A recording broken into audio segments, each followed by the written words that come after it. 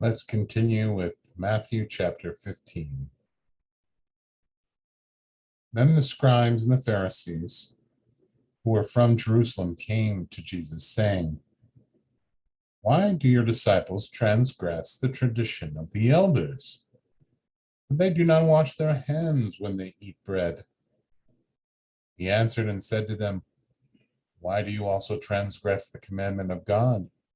Because of your tradition. For God commanded, saying, 'Honor your father and your mother,' and he who curses father or mother, let him be put to death.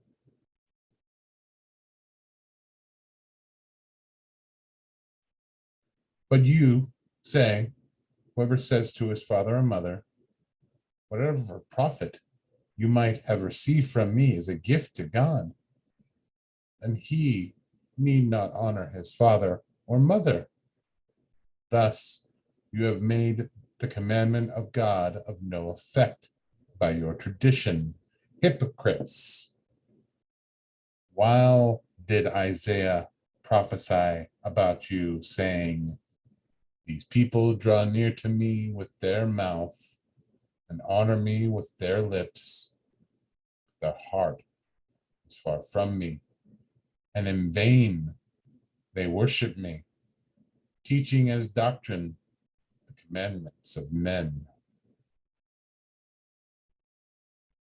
When he had called the multitude to himself, he said to them, "Hear and understand.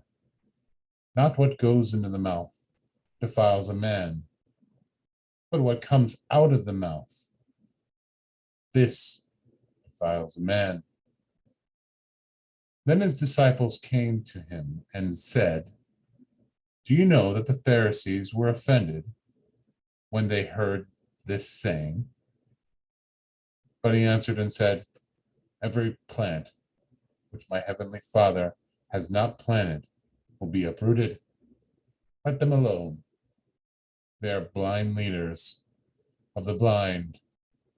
And if the blind leads the blind, both will fall in a ditch." Then Peter answered and said to him, "Explain this parable to us." So Jesus said, "Are you also still without understanding? Do you not understand that whatever enters the mouth goes into the stomach and is eliminated? Those things which proceed out of the mouth come from the heart. They defile a man. For out of the heart proceeds evil thoughts, murder, adulteries, fornications, thefts, false witness, and blasphemies. These are the things which defile a man. But to eat with unwashed hands does not defile a man." Then Jesus went out from there and departed to the region of Tyre and Sidon.